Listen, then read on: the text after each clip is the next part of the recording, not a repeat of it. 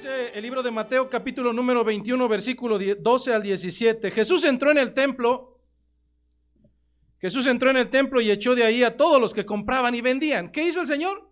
Echó de ahí a todos los que compraban, pero no solamente a ellos, también a los que vendían. Volcó las mesas de los que cambiaban el dinero y los puestos de los que vendían palomas. Versículo 13. Escrito está, les dijo: mi casa será llamada casa de oración, pero ustedes la están convirtiendo en una cueva de ladrones. Se le acercaron en el templo ciegos, cojos, y los sanó. Pero cuando los jefes de los sacerdotes y los maestros de la ley vieron que hacía cosas maravillosas y que los niños gritaban en el templo: Hosana al hijo de David, se indignaron. ¿Oyes lo que están diciendo? ¿Protestaron? Claro que sí, respondió Jesús. ¿No han leído nunca? En los labios de los pequeños y de los niños de pecho has puesto la perfecta alabanza. Entonces los dejó y saliendo de la ciudad se fue a pasar la noche a Betania. Así es que, hermanos, oremos en esta mañana para que la predicación del evangelio de nuestro Señor sea para edificación de nosotros, para confrontación de nuestras vidas, pero sobre todo para ponerlo por obra. Oremos al Señor. Bendito Dios, una vez más estamos delante de tu presencia, bajo la convicción de que fue tu promesa que estarías en medio de nosotros, cuando dos o más estuviésemos reunidos, alabando, bendiciendo tu nombre. Es por ello, Señor, que desde el momento en que tú te encuentras presente, este lugar no puede ser una casa. Este lugar es el culto de oración, donde tu pueblo se reúne bajo la convicción, la certeza de que tú estás en medio de ellos y por tanto deberán de tener un comportamiento sacro, con reverencia, con orden, porque no está presente un gobernatucho, está presente el Rey de Reyes y el Señor de Señores. Es por ello, Señor, que yo te ruego que en esta tarde tomes control de cada uno de los que estamos presentes, sin importar nuestra edad, porque tu palabra será expuesta, porque tú te mereces, Señor, toda la reverencia, todo el respeto, todo el honor. Y a través de tu palabra, Señor, yo te ruego que nuestras vidas sean transformadas y nuestros corazones sean desquebrajados. Que a través de tu palabra, Señor, confrontes nuestras vidas pecaminosas y seamos realmente hacedores de tu palabra, no hacedores, no oidores olvidadizos. Que a través de tu palabra, Señor, nos incentivemos unos a otros, no a caernos bien, sino a incentivarnos a caminar en santidad. Pues al final del camino, Señor, por mucho que nos amemos unos a otros, porque al final de nuestro camino, Señor, aunque hagamos tantas cosas, porque al final de nuestro camino, sin santidad ninguno de nosotros podrá verte, pues cosa inmunda no entrará delante de tu presencia. Así es que, Señor, prepara nuestros corazones. Sea tu Espíritu el que hable en esta mañana. Toma control de mis pensamientos, de mi lengua, de mi vano corazón. Y no permita, Señor, que haga presa de mí, ni de mi boca. Pues mira, Señor, que soy hombre falto de entendimiento. Y solamente tú, Señor, eres capaz de dar el alimento para los tuyos. Hoy te ruego, Señor, te suplico que prepares a cada uno de mis hermanos, que aún a mí, Señor, me des el entendimiento para recibir tu palabra, para ponerla por obra. Te lo pido, Padre bueno, en el nombre de Jesucristo. Amén. Las escrituras del día de hoy tienen una gran ventaja, y es que, al igual que en ocasiones pasadas, estaremos no solamente llevando el texto bíblico base, sino que al menos hay dos textos paralelos más. ¿Por qué solamente dos textos paralelos y no tres? Bueno, esto en consideración de algunas observaciones que haremos adelante, pero tanto Mateo como Marcos, Lucas y Juan nos estarán hablando en esta mañana acerca de una situación que se conoce como la purificación del templo, o lo que hemos nombrado hoy como esta es una casa de oración. Los textos paralelos que estaremos abordando y que estarán complementando el fundamento bíblico del libro de Mateo, esencialmente será Mateo capítulo 21, versículo 12 al 17, Mateo capítulo 21, versículos 12 al 17, pero también estaremos escudriñando el libro de Marcos capítulo 11, versículos 15 al 19, Marcos 11 del 15 al 19.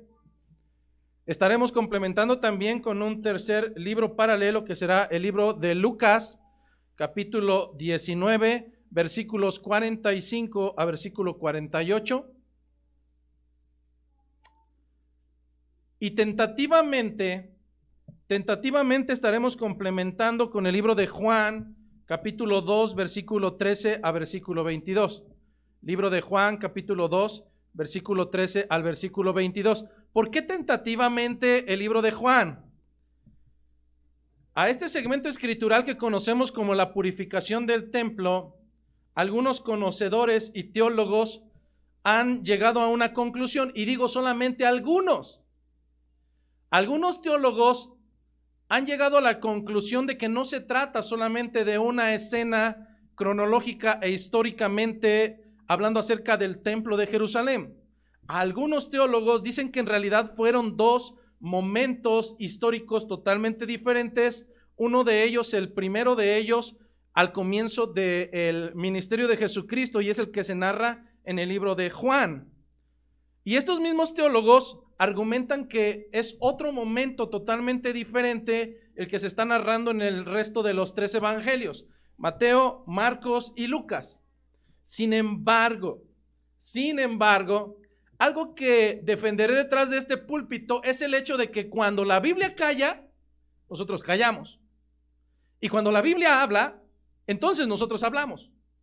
Porque entonces puedo pararme detrás de este púlpito y decirte, como dice la Biblia, ayúdate que yo te ayudaré. Pero sin embargo, lo busco en las escrituras y jamás lo encuentro. Y algunos diremos, ¿qué de malo tiene eso? Bueno, es tan malo que dicen las escrituras que hay de aquel que quite una tilde, o hay de aquel que añada una coma. ¿Te das cuenta? Una tilde es una pequeña rayita, una coma es una pequeña rayita. Hay de aquel que incluso se atreva a añadir o a quitar, por mínimo que parezca, el evangelio, porque al final de sus días será catalogado como maldito.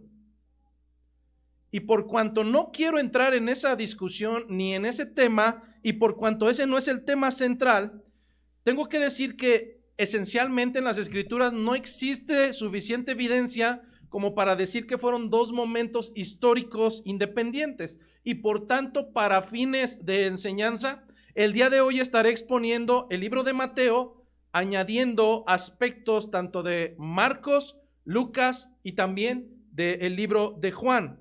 Sin embargo, en este sentido, no importa si fueron dos diferentes, lo que importa es que la enseñanza nos lleve a caminar en santidad.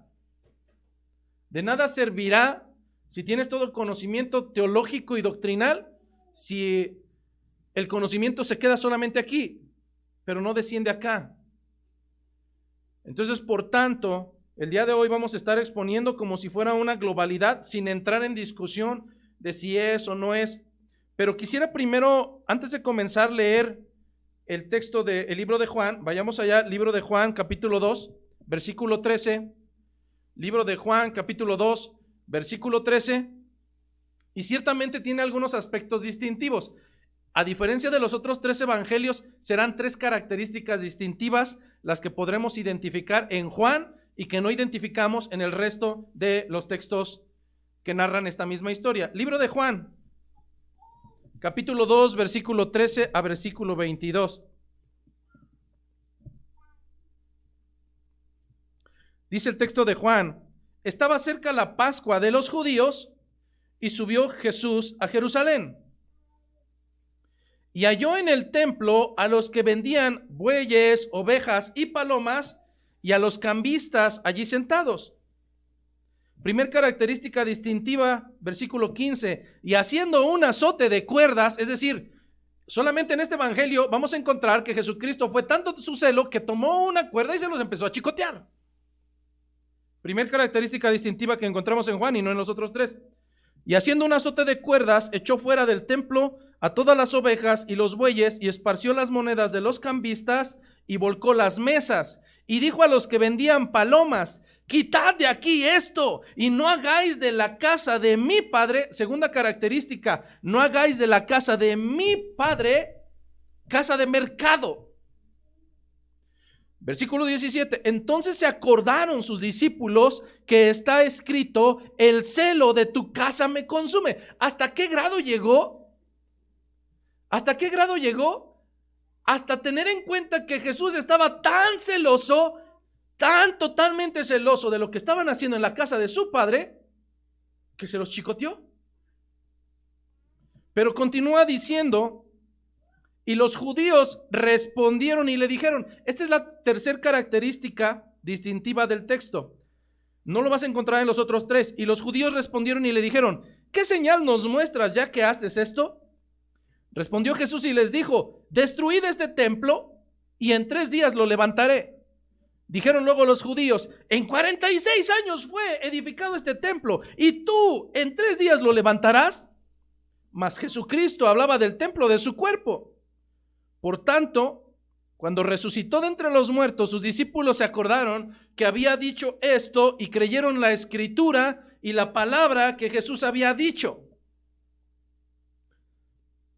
Así es que, hermanos, en esta mañana, ciertamente e independientemente de si son 2 momentos históricos y cronológicamente diferentes, tenemos que comprender que sí o sí Jesucristo, si la semana pasada estaba en el huerto del Getsemaní a 1 hora de Jerusalén, a 1 hora caminando de su muerte por cada uno de los suyos, el día de hoy la historia narrada nos dice que ya está ahí. Jesucristo se encuentra en medio de los que le asesinarían. Está a unas cuantas horas, a escasas horas, de que todo esto que se ha narrado en los evangelios se hiciera realidad y su cuerpo fuera quebrantado a causa de los transgresores. Estamos a escasas horas de que Jesucristo pasara por esa copa tan amarga. Una copa tan amarga que ninguno de ustedes, incluyéndome a mí, ha pasado por tanto estrés porque sabría que vendría la furia de Dios en su propio cuerpo. Un estrés tan grande que médicamente dicen los médicos, valga la redundancia, que es tanto el estrés que incluso tus poros de la piel se abren tanto que empiezas a sudar sangre. A pocas horas de que el maestro diera su vida por ti. Y aun cuando él pidió: Señor, si está de ti, pase de mí este momento, esta copa, estaba a pocas horas de comprender que no es su voluntad. No es la voluntad de ninguno de nosotros. Es la sujeción a la voluntad de su Padre. Mas no se haga mi voluntad, sino sea hecha la tuya. Estábamos hablando de que esta escena que estamos narrando el día de hoy bajo los evangelios, nos encontrábamos a pocas horas de que el Señor se negara a sí mismo para hacer la voluntad del Padre. Una voluntad que de no haberse hecho, tú seguirías siendo enemigo de Dios. Por el simple hecho de que por cuanto todos hemos pecado, estamos destituidos de su gloria. Estábamos a unas pocas horas de que Jesucristo hiciera factible que el velo que separaba la presencia de Dios de los hombres se rasgara en 2. Y no solamente eso, estaba a unas horas de que tú y yo pudiéramos entrar confiadamente delante de su presencia, tal como lo estamos haciendo hoy, sin ningún intermediario, y poder decir abiertamente: gracias, Padre. De otra manera, tú seguirías esperando al Mesías. De otra manera, tal vez ni siquiera habrías oído hablar acerca de Jesucristo. De otra manera, tú, tu familia y tu descendencia estarían destinados para vivir por la eternidad bajo el sufrimiento continuo del lugar llamado infierno, de donde solamente la misericordia de Jesucristo pudo libertarnos, de donde solamente su obediencia pudo traernos a redención. Estaban a unas pocas horas de que ese templo llamado Jesucristo realmente fuera destrozado, fuera demolido, pero también a pocas horas de que después de 3 días ese templo fuera restituido. Y porque fue restituido y por cuanto fue restituido, tú y yo podemos vivir con la esperanza de que seremos restituidos y glorificados al final de nuestros días. Así es que sean 2 purificaciones independientes históricamente o no lo sean así, mi interés es que vayamos a la enseñanza del día de hoy y para fines de enseñanza abordaremos todo como un solo bloque. Iré dando algunas citas que son sumamente breves. Las puedes corroborar después tras el video y regresar para constatar que así fue, pero no valdría la pena que estuviéramos tan rápido moviéndonos de lugar en lugar. Quiero que mejor pongas tu atención acá. El libro no de Mateo, sino de Marcos, capítulo 11, versículo 15, nos dice que ellos iban rumbo hacia Jerusalén, que ya se encontraban ahí. Mientras Marcos nos revela dónde se encontraban, el libro de Juan nos revela cuál era la razón por la cual estaban ahí. Y es que Jesucristo y sus discípulos no iban solos, venía gente desde otras naciones lejanas con la finalidad de celebrar una festividad. Juan capítulo 2 versículo 13 nos dice que la razón de que estuvieran ahí es porque estaba cerca la Pascua de los judíos. ¿Hay entre nosotros alguien que haya sido nacido de judíos? No, ¿verdad? Gracias a Dios, porque el primero que empiece con Shalom lo sacó de las greñas, por cuanto no son judíos, ¿verdad? Entonces, vamos a esta cuestión. Los judíos, nacidos de judíos, recibieron históricamente mandatos muy precisos para celebrar ciertas cuestiones de acuerdo a su propia historia, de acuerdo a la misericordia del Señor. Una de ellas era la Pascua. Mateo 21:12 nos comienza a narrar que entró Jesús en el templo que estaba en Jerusalén, en el templo de Dios, y echó fuera a todos los que vendían y a todos los que compraban en el templo y volcó las mesas de los cambistas y las sillas de los que vendían palomas. Aquí es donde se cae el pequeño teatrito de aquellos que dicen, no, es que Dios es amor, y porque Dios es amor no me va a condenar, y porque Dios es amor puede pasarme por alto mis faltas, y porque Dios es amor, pues no importa que yo haga lo que haga. Bueno, creo que esto no lo han leído. La Biblia me está enseñando a un Jesucristo que tomando unas cuerdas empieza a chicotear a aquellos que estaban haciendo del lugar de oración un circo, un mercado. Aquellos que estaban teniendo un comportamiento fuera de razonamiento escritural en la casa del Señor. ¿Dónde quedó el Dios es amor? Claro, Dios es amor, pero también Dios es chicote. Y Jesucristo no va a pasar por alto una sola burla. Jesucristo no va a pasar por alto el que tengamos en menos el lugar que ha diseñado para que el nombre de su Padre sea exaltado. Y es aquí donde empieza a tomar sentido el que este barbón que esté al frente sea tan estricto, que sea tan incitador a la reverencia dentro del momento de culto, porque no estamos en un circo, porque no estamos en un club social, porque no estamos en un dormitorio, porque estamos en la casa que el Señor mismo llamó que era la casa de oración. Dice las Escrituras que comenzó a echar fuera a todos los que vendían, pero también a los que compraban. Empezó a volcar las mesas, las empezó a aventar y además también lanzaba las sillas de los que vendían las palomas. El lugar donde se gesta este escenario no es al interior del templo. El templo de Jerusalén estaba compuesto de diferentes cámaras y diferentes patios. La escena que se nos está narrando en los evangelios sucede en el recinto exterior del santuario de Jerusalén, una sección que se encontraba abierta y dentro de la cual podían transitar no solamente los judíos, sino también podrían transitar los gentiles, y a este lugar se le conocía como el atrio de los gentiles. Es impensable que algún gentil pudiera entrar al lugar de oración, pero imagínense, aún en el exterior el Señor tuvo ese celo. ¿Te imaginas que eso hubiera pasado adentro? El Señor los fulmina.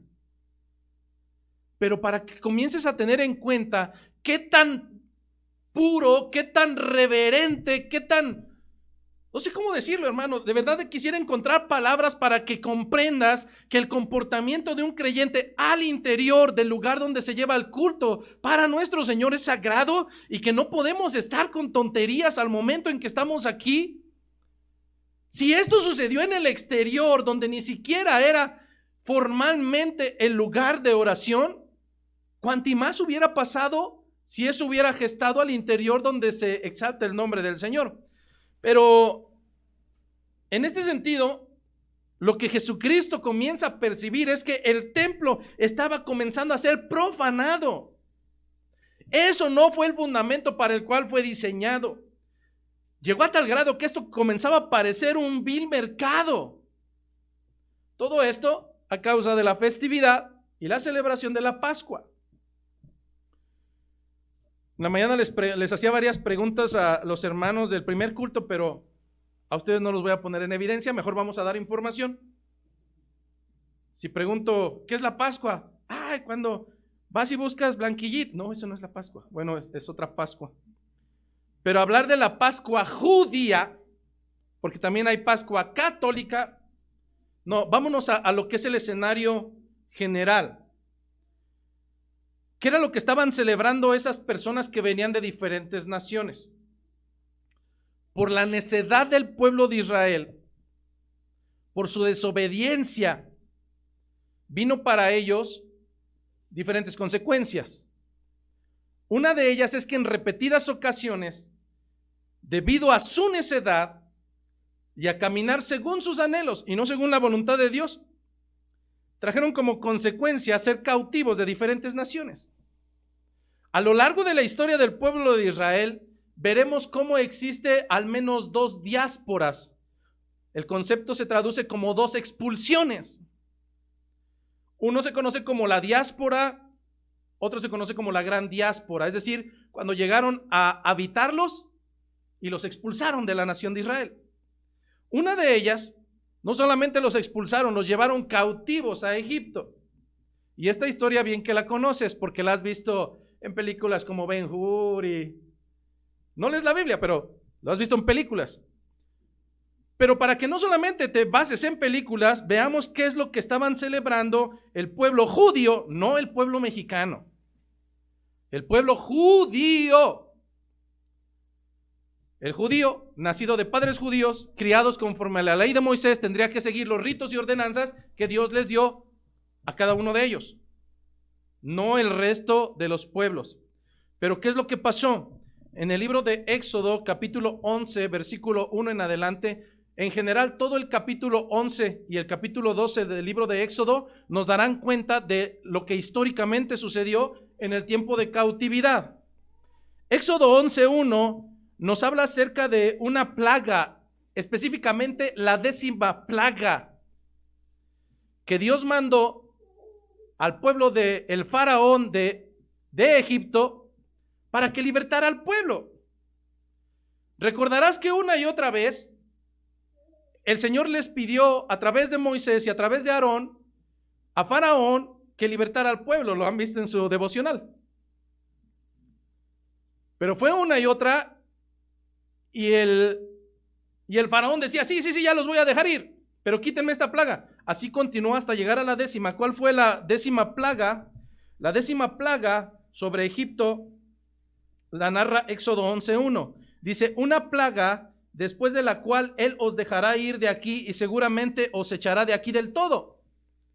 En el mismo Éxodo 11, pero versículo 4 dice, Jehová ha dicho así, a la medianoche yo saldré por en medio de Egipto y morirá todo primogénito en tierra de Egipto. Desde el primogénito de Faraón que se sienta en su trono hasta el primogénito de la sierva que está tras el molino y todo primogénito de las bestias. Entonces, ¿de qué se trató esta 10ª plaga? De que por cuanto el Faraón era necio y endureció su corazón para después glorificarse, el Señor permitió descender en medio de ese pueblo y cuando él pasara, todo primogénito caería muerto. Imagina si en este momento descendiera el Espíritu del Señor y se cumpliera esta plaga. ¿Quiénes son primogénitos? Levante su mano. No le dé miedo, no va a pasar nada. Bueno, ustedes ya.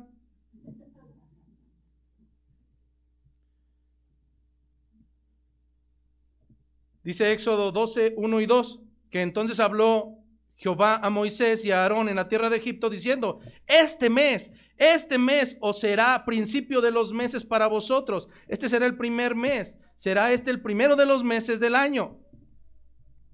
El judío, no el mexicano, el judío lo conoce como el mes primero, el mes de la libertad, el mes al cual llamaron el mes Nisán.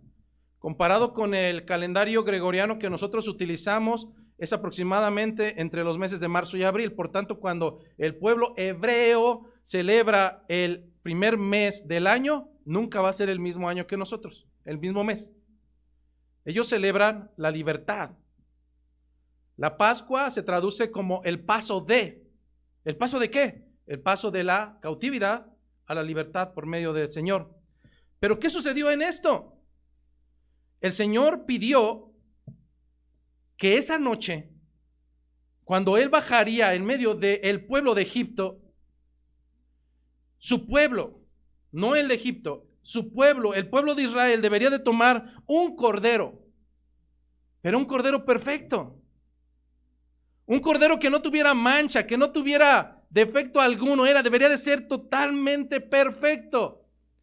Y por familia deberían degollar, deberían de matar a ese cordero para vertir la sangre. Y si el cordero fuera muy grande y sobrara comida para una familia, se juntarían entre 2 o 3. Pero entonces dice Éxodo 12, capítulo 12, versículo 7, y tomarán de la sangre y la pondrán en los postes y en los dinteles de la casa en que lo han de comer. Y aquella noche comerán la carne asada al fuego, no de otra manera, sino asada al fuego. Y comerán panes sin levadura y comerán con hierbas amargas, con ellas lo comerán. El mandato para el pueblo de Israel, para los judíos y no para los mexicanos, fue que el día de la Pascua, el día que celebraran la Pascua, la libertad, el paso de la cautividad a la libertad por medio del Señor, matarían ese cordero perfecto, su sangre la vertirían en los marcos de la puerta, asarían su carne, la comerían y además comerían pan sin levadura y hierbas amargas para recordar esa copa, para recordar ese momento histórico. Ser esclavo no es como los esclavos de hoy ahora. Un esclavo en el tiempo del pueblo de Israel era literalmente chicotazos en la espalda. Hacer lo que el amo quisiera. Y ay de ti si dabas tu opinión. Te quedaban 10 dientes menos. Como antes los papás que sí educaban a sus hijos. Con un ojo nos hacían mirada 346, buitre de la montaña, y sabías que llegando a la casa, y entonces era el esclavo, tenía sus consecuencias. ¿Por qué deberían de hacer esto? Y aquí vendrá no sé si alguna vez vieron esas cámaras fotográficas que cuando sacabas el rollo y ya revelaban las fotografías, podrías ver el negativo y ciertamente decías, esto se parece como a Andrés, ¿no? Pero este negativo está en negrito y él es blanco. Esto es el negativo de lo que sería la fotografía original. Lo que vamos a ver aquí es el negativo o el papel calca de lo que vendría a ser Jesucristo. Dice Éxodo capítulo 12, versículo 12, Pues yo pasaré aquella noche por la tierra de Egipto y heriré a todo primogénito en la tierra de Egipto, así de los hombres como de las bestias, y ejecutaré mis juicios en todos los dioses de Egipto. Yo Jehová. Y la sangre de ese sacrificio perfecto, y la sangre os será por señal en las casas donde vosotros estéis, y yo veré la sangre y pasaré de vosotros, y no habrá en vosotros plaga de mortandad cuando hiera la tierra de Egipto. Y este día, aquí viene la ordenanza y el motivo de por qué todos estaban ahí en Jerusalén. Dice ahí en Éxodo 12:14, y este día os será en memoria y lo celebraréis como fiesta solemne para Jehová durante vuestras generaciones, por estatuto perpetuo lo celebraréis. ¿A quién le dio la ordenanza? A los judíos. ¿Te das cuenta por qué entonces es tan aberrante hoy en día que las tradiciones judaicas que adquieren los mexicanos, dices, como que ¿por qué celebras esta festividad?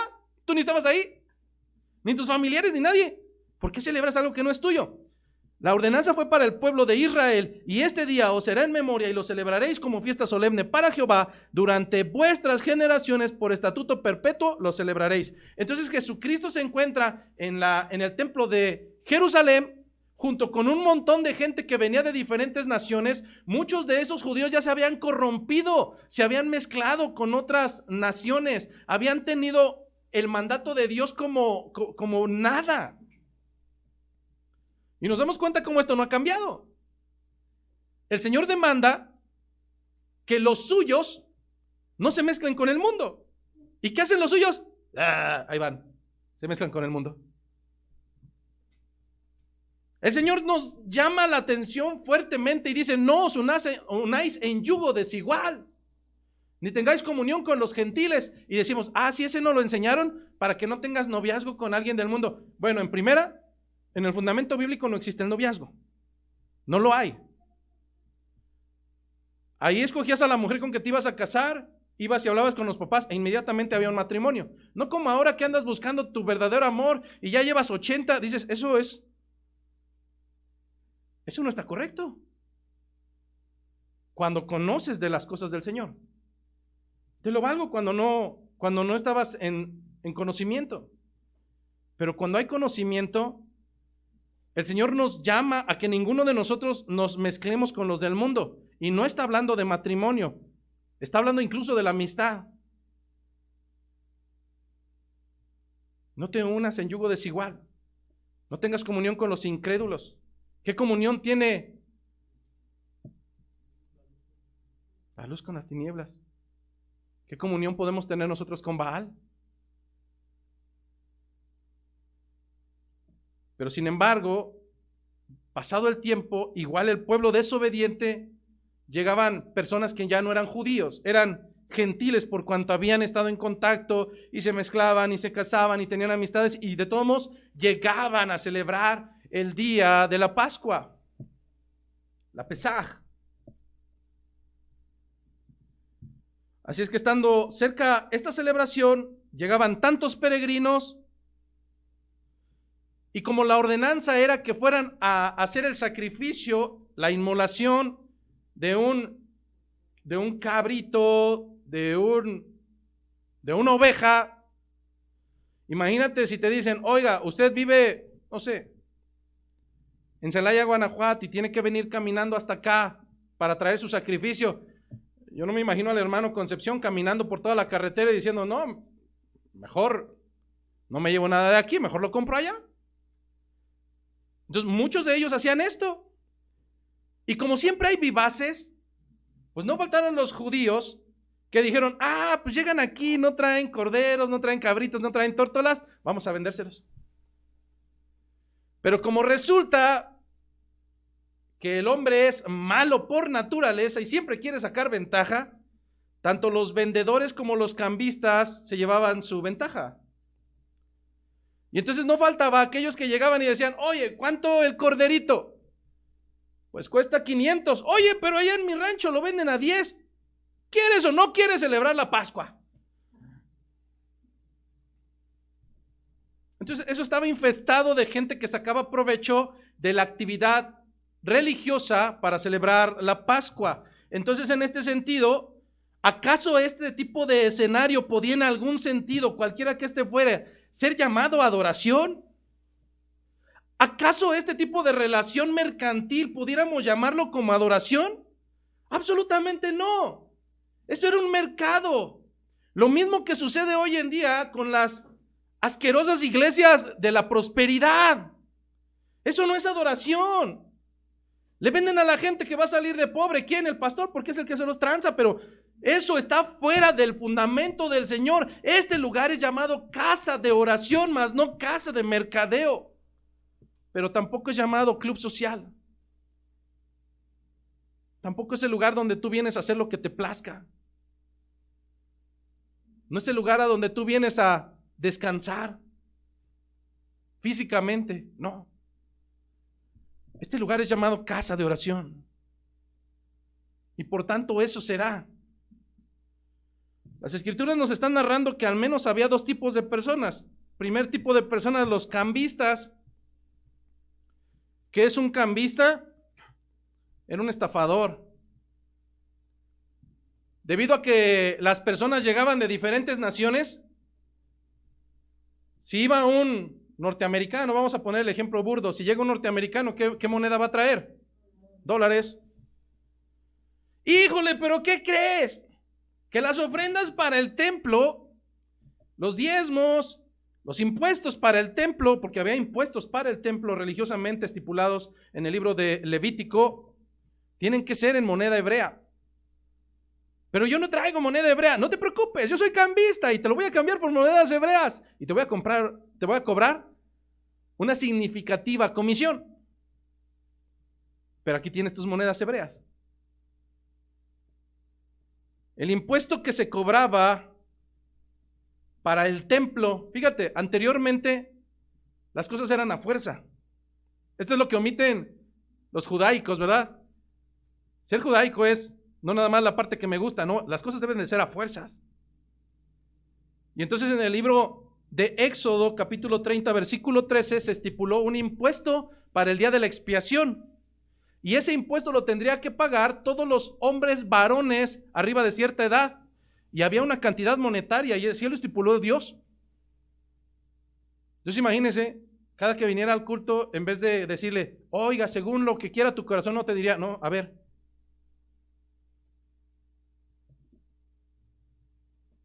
Pero entonces, en aquel momento, ese impuesto tendría que ser pagado con moneda judaica, específicamente 2 dracmas. Esto fue lo que también vimos semanas anteriores o meses anteriores en el libro de Mateo, capítulo 17, versículo 24 al 27. No lo busque, pero le voy a recordar un poquito qué fue lo que vimos en aquella ocasión. En el libro de Mateo, capítulo 17, vimos como que Pedro estaba en la calle y se le acercaron los cobradores de impuestos del templo y le dijeron, hey, ¿que tu maestro no piensa pagar, ni tú piensan pagar los 2 dracmas del impuesto para el templo? Y entonces Pedro lo trae dinero, va con Jesucristo y Jesucristo, antes de que Pedro omitiera palabra, le dijo, Pedro, ¿de quién cobran los impuestos? ¿De los de la casa o de los extranjeros? Y le dijo, pues yo siendo de la casa, aún con ellos los voy a pagar para no ser de tropiezo. Y le dijo, Pedro, ve y lanza un anzuelo y el primer pez que tú saques, le vas a abrir la boca y dentro de su boca vas a encontrar un estatero, una moneda que equivalía a 4 dracmas. La cantidad exacta para poder pagar los 2 dracmas de impuesto de Pedro y los 2 dracmas del impuesto de Jesucristo. Es algo que incluso Jesucristo pagó en su momento, pero que ahora este dinero que era requerido para la purificación, dado que no llevaban las monedas hebreas, entonces los cambistas cambiaban el dinero extranjero por dinero judío y se llevaban su tajada. Por un lado estaban los cambistas, pero por otro lado la historia nos narra que también estaban los vendedores de palomas y de tórtolas. Porque también dentro del libro de Levítico se contempla que si la familia no tiene la capacidad suficiente como para poder sacrificar una oveja o sacrificar un macho cabrío, entonces pudiera sacrificar unas tórtolas o 2 palominos. ¿Dónde encontramos esto? Solamente anótelo. Levítico capítulo 12, versículo 6. Levítico 12, capítulo 12, versículo 6. Pero también lo vas a encontrar en el Nuevo Testamento. Lo vas a encontrar en el libro de Lucas, capítulo 2, versículo 24. Cuando no pudieres sacrificar por cuestiones económicas una oveja o un macho cabrío, te lo cambiamos por 2 tórtolas o 2 palominos. Entonces, por un lado estaban los cambistas que sacaban su ventaja económica al cambiar moneda. Por otro lado teníamos a los vendedores de animales, dentro de ellos los de palomas y tórtolas, que de la misma manera sacaban su ventaja económica. Pero al final lo que nos interesa entender es que el Señor no solamente echó a los que vendían. Dicen las Escrituras que al final echó afuera a todos los que vendían, pero también echó a chicotazos a los que compraban en el templo. Gentilmente escucharás que tanto peca el que mata la vaca como el que le agarra la pata. Escrituralmente, nosotros lo traducimos en Romanos 1:32, que no solamente el Señor aborrece a los que hacen el pecado, sino a los que se complacen con los que lo practican. Traducción. Yo no soy homosexual, hermano. Yo no me echo con varón. Pero yo respeto y amo a aquellos que lo hacen. Es su cuestión, la modernidad. Bueno, tengo que recordarte que el Señor no solamente aborrece al que peca, sino también a los que se complacen con los que lo practican. Y en este sentido es importante tener en cuenta la actitud de Jesucristo. No solamente fue echarlos. Mateo se queda muy corto, pero Marcos 11:16 me dice que incluso no consentía que nadie atravesase el templo llevando utensilio alguno. ¡Wow! Y entonces el Dios que me he construido en mi cabeza de Dios es amor, ahora me está diciendo que es tan rudo y tan agresivo que si uno de ustedes se parara por el medio de aquí, como a veces lo suele hacer, el Señor se lo agarraría, pero mal. Y entonces José Luis ya quedó ridículamente como corazón de pollo, porque si el Señor Jesucristo estuviera en uno de nuestros cultos, viendo que a cada rato vas al baño, que no puedes estar en tu silla, que nada más estás, ya te hubiera desgreñado, ya te hubiera agarrado a chicotazos.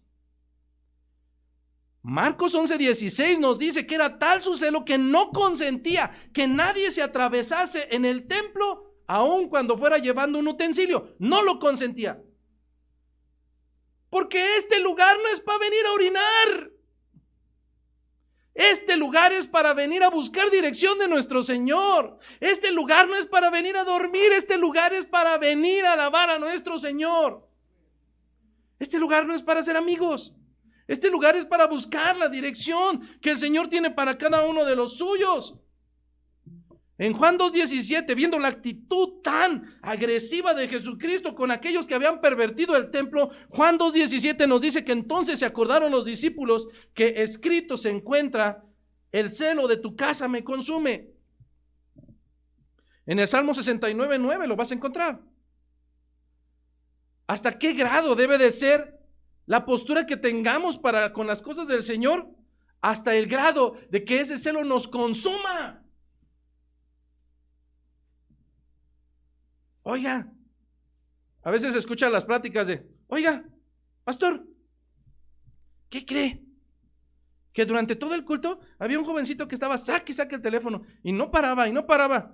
La pregunta: ¿y qué hiciste? ¿Acaso tú no tienes celo del Señor? ¿Acaso quieres que este lugar también se pervierta? ¿Acaso quieres que esto también termine siendo un mercado? ¿Que esto termine siendo una baratija donde hagamos lo que nos plazca? Este lugar, de acuerdo a las Escrituras, es el lugar llamado casa de oración. El lugar donde nuestros comportamientos deben de ser tan reverentes por una sola y sencilla razón: porque nuestro Dios está presente desde antes de que nosotros nos encontremos aquí. Por tanto, la postura de Jesucristo es comprensible porque realmente comprendía, entendía y tenía noción y convicción de que ese lugar no era cualquier otro lugar, hermanos. Pero resulta que hoy Los cultos y las casas de oración ya ni siquiera son iglesias, ya son campus. Ya no son iglesias. Ya no hay púlpitos, ahora ponen tambos para que se vea muy nice. Ahora ya no somos hermanos en Cristo, nos avergüenza y entonces nos decimos, ¿qué hubo, bro? Permitimos que el de al lado haga lo que plazca. Ay, el hermano está adulterando, pero pues tenle paciencia. No. ¿A qué grado vas a llegar cuando esto sea, en vez de una iglesia, un tugurio? Por tanto, no podemos tener un grado de tolerancia para aquellas cosas que no son agradables para el Señor. No puede haber un grado de tolerancia.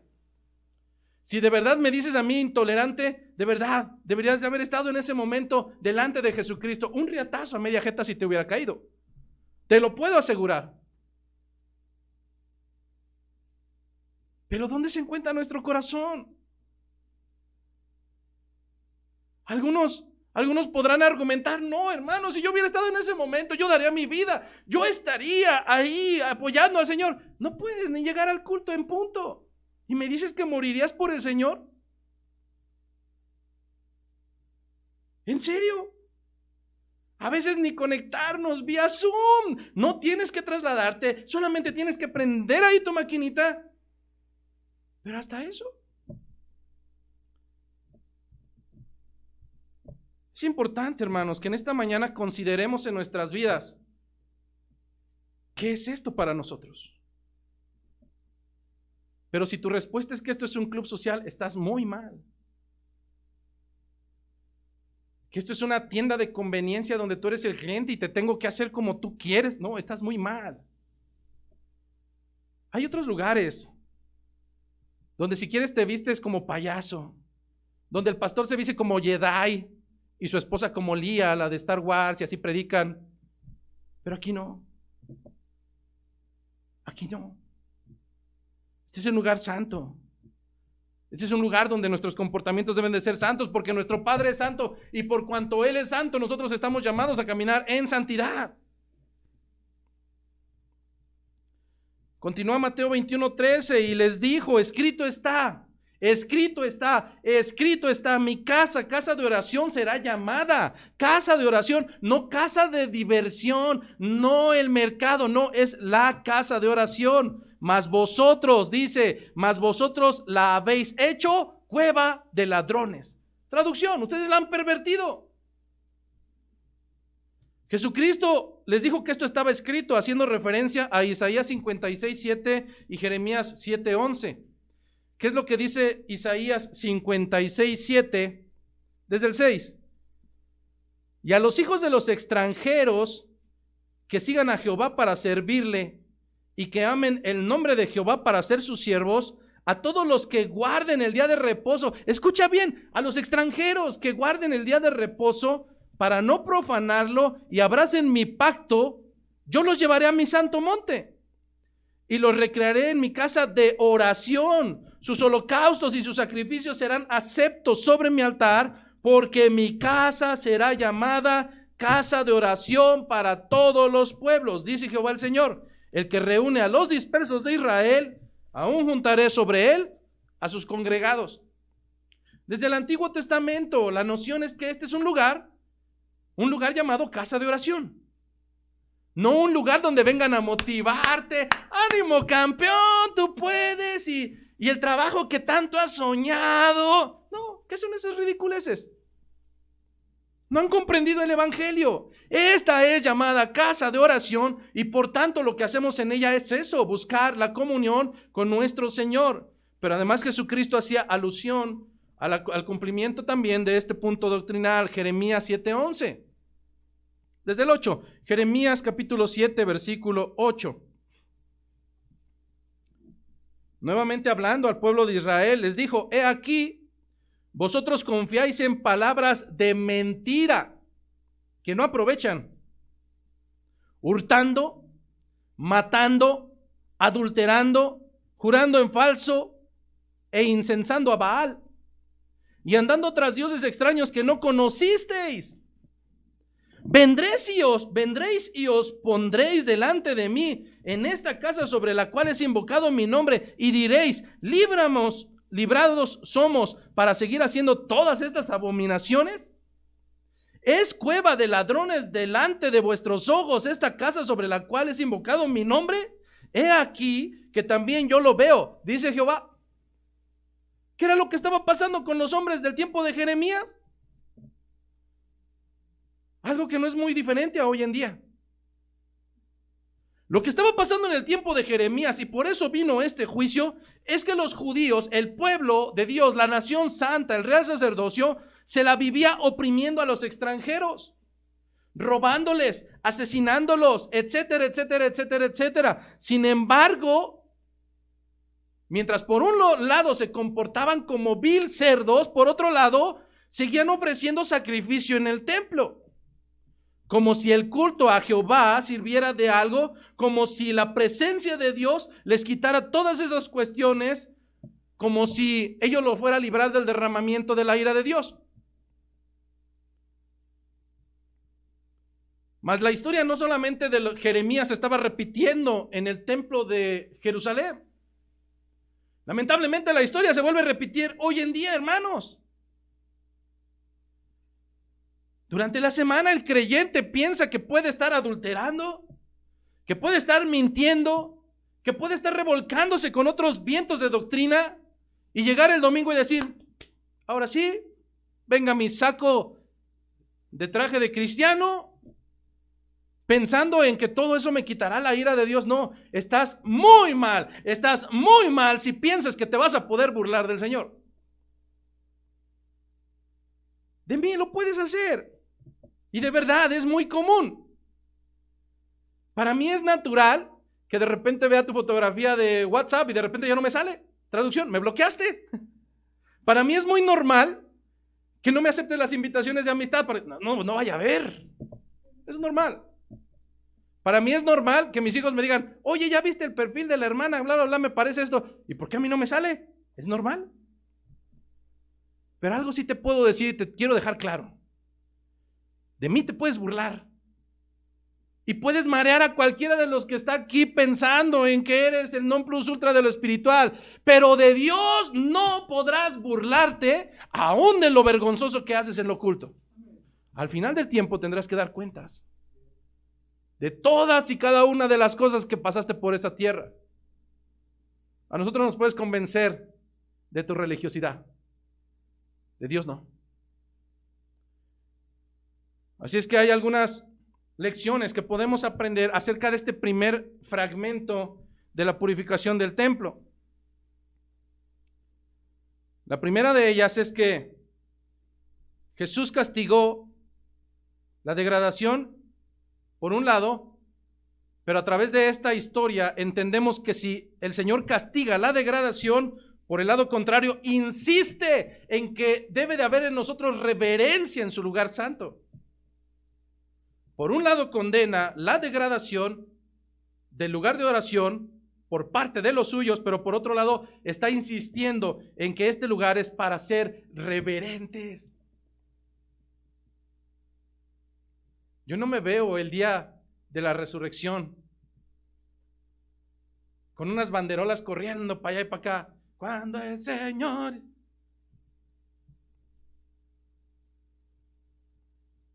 Me puedo imaginar que no sé ni qué voy a decir. Me puedo imaginar delante de una potencia hermosa delante de mí que me dejará mudo porque delante de un Dios vivo no puede haber irreverencia, no puede haber desorden. El Señor ha puesto sus mandatos. Entonces, primer característica, la lección de la purificación del templo, la primera de ellas es que Jesús no ama la degradación, Jesús ama la reverencia. Eso es lo que incitó a través de esta cita. Punto número 2. Si algo podemos aprender de este primer segmento es que Jesús reprueba el fraude religioso.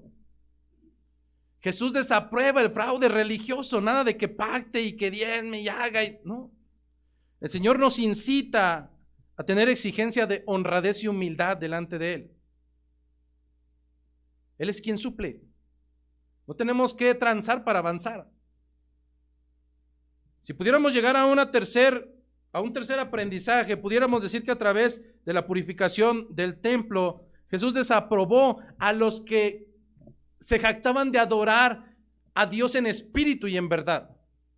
Jesucristo desaprobó a los que decían adorar a Dios en espíritu y en verdad. Los desaprobó por un lado, pero por otro lado dio el acceso al resto de las naciones. Por cuanto ellos no quisieron, por cuanto ellos siguen esperando al Mesías, por eso el Señor abrió la puerta. Por eso tú y yo podemos estar en ello. Por eso tú y yo, que no estábamos invitados a los ojos de los judíos, hoy podemos tener acceso hasta delante de su trono. Si pudiéramos llegar a una cuarta enseñanza acerca de este primer segmento, pudiéramos decir que por medio de esta purificación, lo que movió a Jesucristo dentro de ese celo era esa intención de glorificar a su Padre Celestial.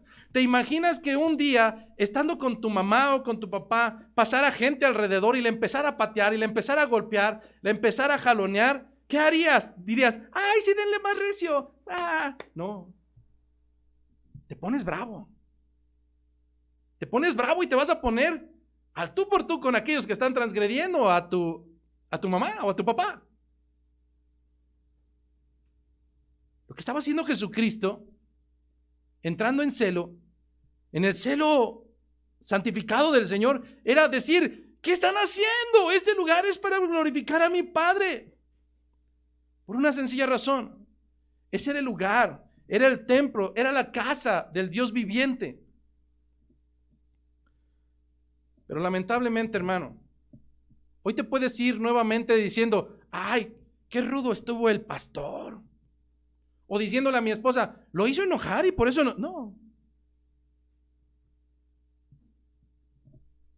Pero lo que tienes que entender es, no importa cuántas veces se ha confrontado tu corazón, si al próximo domingo regresas igual.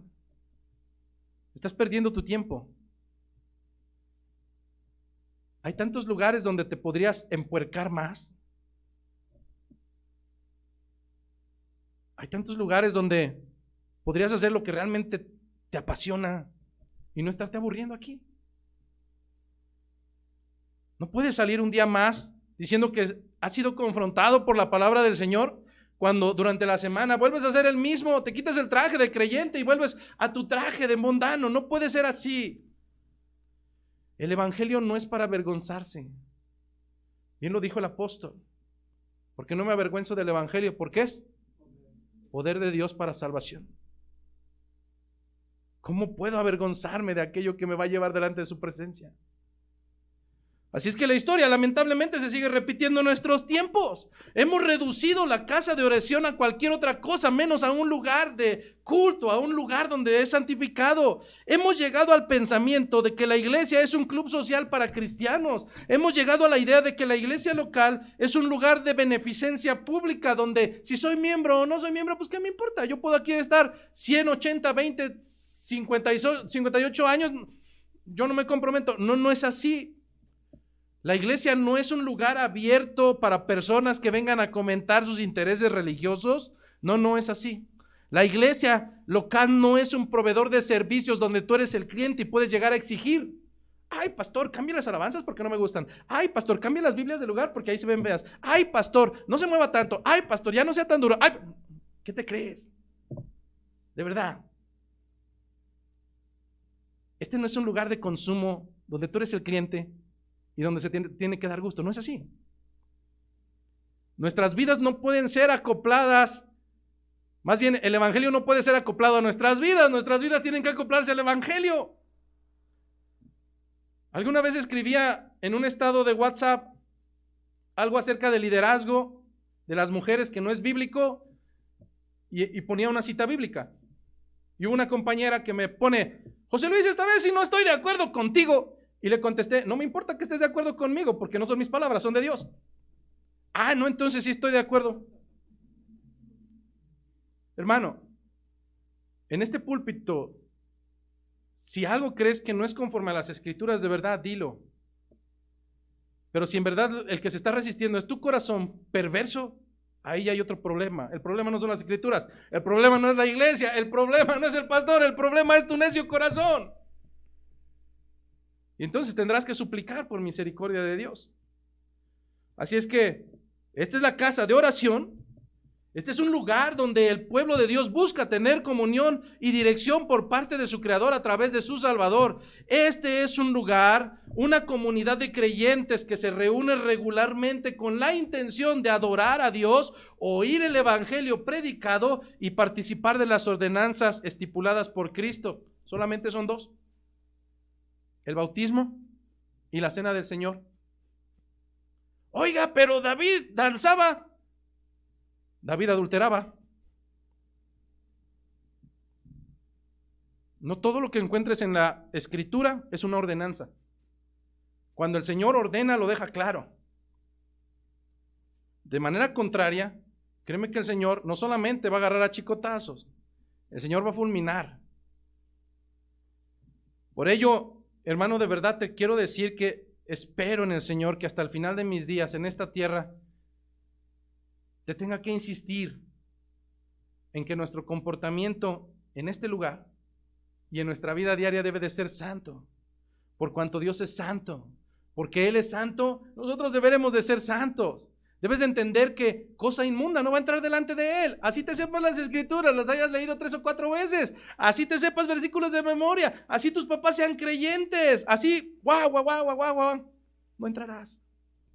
No entrarás. Pero si por un lado, y casi vamos finalizando, si por un lado Jesucristo empezó a sacar a la gente, a veces me dice mi esposa, oye, si te pasaste hoy, corriste a toda la iglesia.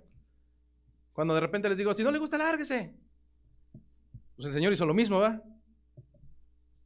Pero algo bien hermoso es que no pueden ser las dos posturas. Por un lado el Señor sí, claro que es celo que no tiene tolerancia, pero por otro lado, ¿qué es lo que nos narra el versículo 14? Mateo 21, 14. Por un lado, acaba de arremeter fuertemente con los paganos, con los gentiles, con los creyentes que hacían mal uso de el lugar de oración, pero por otro lado, fíjate qué hermoso. Un renglón siguiente me dice Mateo 21, 14, que entonces vinieron a él en el templo los ciegos y los cojos y los sanó. O sea, Jesucristo estaba repartiendo riatazos, y llegan los ciegos, llegan los desventurados. Yo me preocupo si alguno de nosotros hubiera sido él, porque hubiera dicho, quítate, ahorita no me molestes. No, el Señor no puede perder su naturaleza. Por un lado, arremete contra quien tiene que arremeter, pero por otro lado, segundos después puede estar amando, sanando, curando y protegiendo a los desvalidos. Ese es mi Señor. El que no puede mutar, el que no puede cambiar, el que no hay justificación para hacer lo malo. Y es ahí donde yo sí me avergüenzo, hermano, donde yo como pastor sí me avergüenzo, porque a veces, yo se lo he dicho a mi esposa, no hay razón alguna para poder tratar mal a alguien, pero ¿sabe qué? A veces lo que no queremos, eso hacemos. Y es vergonzoso. Al menos creo que una de mis oraciones es, Señor, cámbiame, porque yo no puedo ser como tú. Por un lado, a veces traigo las situaciones del trabajo, de otras cosas, y a veces recalo con quien no tengo que recalar. Pero si algo tenemos que aprender al Señor es que Él trata de acuerdo a las necesidades, y por un lado arremetía contra los malosos, por otro lado contra los infelices, contra los desventurados, los protegía. Dice que vinieron entonces a Él en el templo ciegos y cojos y los sanó. Mientras unos son expulsados, otros son recibidos. Jesús en nada ha cambiado. Aún con ese celo, Él sigue siendo el buen pastor. Él sigue siendo mi buen pastor, dentro del cual nada me faltará. Algo que sí tenía claro Jesucristo es que Él no había venido a sanar a los sanos. Esos ya estaban sanos. Él venía a sanar a los enfermos en su espíritu. Mateo lo sabía muy bien. En Mateo capítulo 9, versículo 9 se nos narra cómo es que Mateo, él recibió en carne propia la misericordia de un Señor que por un lado arremete contra los fariseos, pero por otro lado pasa al lado del banquillo donde estaba Mateo, que era considerado uno de los mayores pecadores porque trabajaba para el pueblo romano. Y pasando por ahí, la misericordia del Señor volteó a verle y le dijo, Mateo, deja todo lo que estás haciendo y sígueme. Y dicen las escrituras que Mateo dejó todo y le siguió. Y cuando Mateo y otros publicanos y otros pecadores cenaban con el maestro, entonces vinieron los fariseos y le dijeron: ¿por qué este maestro come con los pecadores? Jesucristo les dejaba claridad y les dijo: yo he venido a sanar lo que se encontraba enfermo. Y eso es lo que el Señor sigue haciendo, hermano. Así es que mientras sigamos recibiendo llamadas de atención por parte del Señor, considérate afortunado. Mientras el Señor te siga chicoteando, mientras el Señor te siga llamando la atención, considérate afortunado. El Señor no le va a llamar la atención a los bastardos. El Señor le va a llamar la atención a sus hijos, porque los ama. A los demás que se los coma el perro, pero sus hijos tienen que caminar en santidad.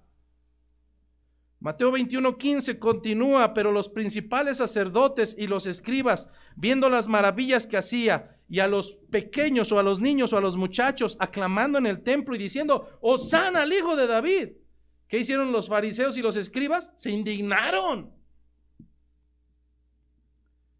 Lo hemos tratado en otras reuniones y hemos visto las características de los implicados, los saduceos y los fariseos. Los principales de estas dos facciones doctrinalmente eran contrapuestas. Es como si dijeras, no sé, voy a decir una barbaridad, pero Morena y PRI. Se supone que en sus postulados son totalmente adversos. Pero ¿qué crees? Que cuando se trata de transar, ¿qué es lo que estaba sucediendo con los saduceos y los fariseos? No se podían ni ver, se odiaban, se detestaban. Doctrinalmente tenían posturas religiosas totalmente adversas que no podían compaginar. Pero si se trata de asesinar a Jesucristo, si se trata de despedazarlo, entonces sí nos juntamos. Así es la maldad. Entonces estos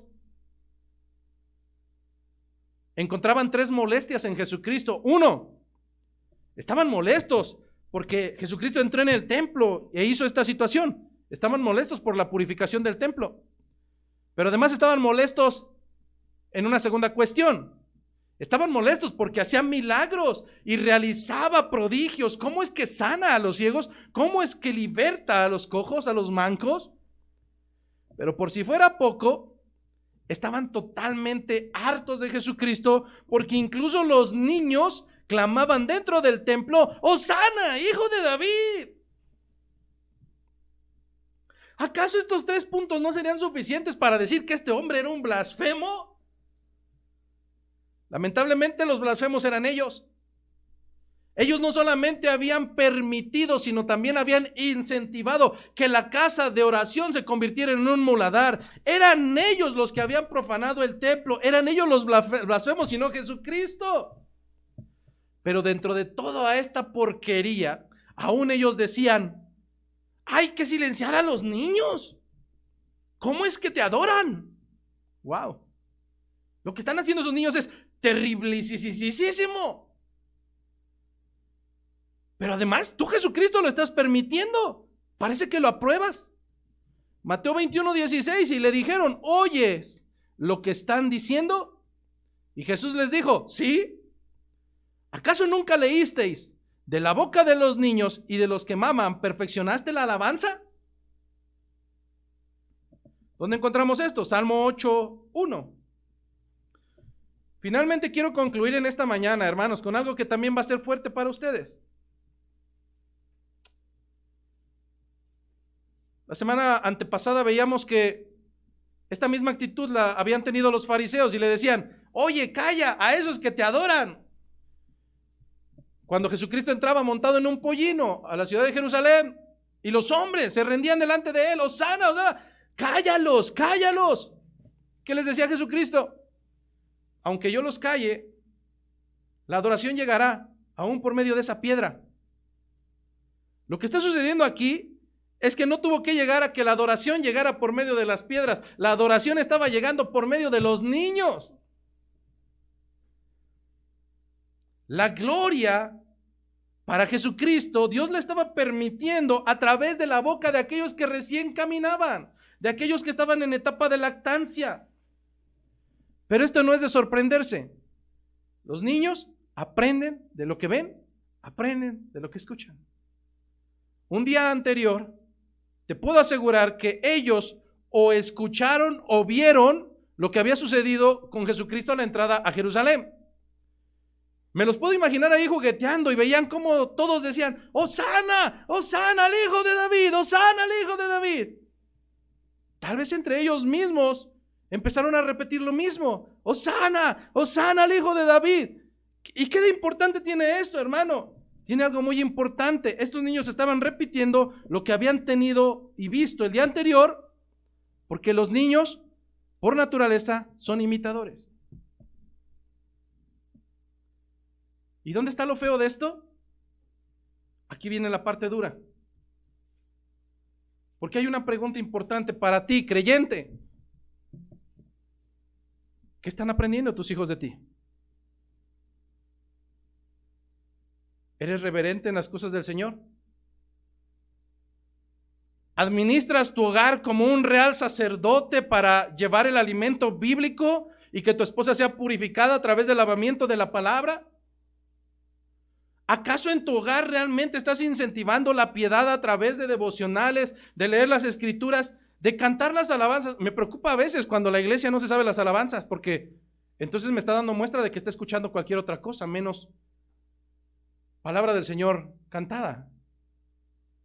Pero aquí viene el punto, hermanos, congregantes y simpatizantes o lo que sean. Te puedo asegurar que es totalmente triste si tú estás esperando que tus hijos sean piadosos cuando no lo están viendo en ti. Es como pretender sentarme aquí en este lugar y volverme millonario. Va a caer del cielo un boleto de la lotería, me va a caer justamente aquí y wow, va a ser el premiado. Es igual de patético si tus comportamientos son anticristianos y pretendes que el día de mañana tus hijos sean salvos, caminando bajo el evangelio. Es igual de patético como pensar que por ósmosis ellos van a tener palabras de edificación. No, ellos van a repetir esencialmente en esta etapa primera lo que escuchen, lo que vean, lo que aprendan de ti. Y lastimosamente, si tienes hijos que están replicando cosas gentiles, es porque en ti las están viendo. Es porque en ti las están escuchando. Es porque de ti están aprendiendo. No, el niño no se le sale lo que escuché en otro lado. Al niño se le sale lo que está aprendiendo en su casa. ¿Quieres saber cómo está tu vida como creyente? Voltea a ver a tus hijos. Mayormente. También hay hijos descarriados. Sí los hay. Pero quiero recordarte que mientras estén bajo tu techo,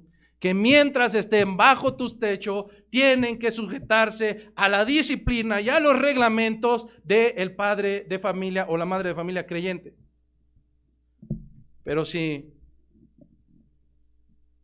te evalúas en este momento y consideras que en verdad no eres creyente, sino un tibio, te tengo que recordar que el día de mañana lo que van a replicar tus hijos va a ser tu misma tibieza.